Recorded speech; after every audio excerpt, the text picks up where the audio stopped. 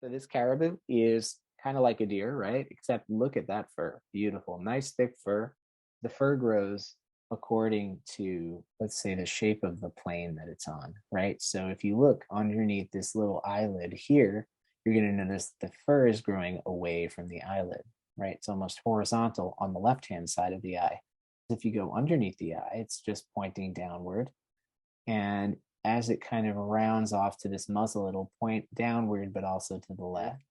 You can see how that the fur changes direction. When you see these natural lines occur, these borders in between different planes, that's the direction change, right? So it's pointing downward and to the right, downward and to the right, and then it changes and transitions to be. So in those areas where it feels really smooth, just picture it like water flowing, right? It's following the contour of the surface area.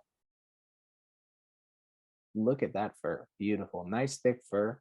Prefers maybe the taiga. Usually you'd find them up in places like Alaska, maybe up in Canada, different places in Alberta specifically, overseas in northern Sweden, places like that. So these critters are built for the cold, built for the winter. So they can cover quite a large amount of ground over the course of their seasons, and their migratory routes are passed down generation from generation, some of which are thousands of years old. So it's a very interesting creature.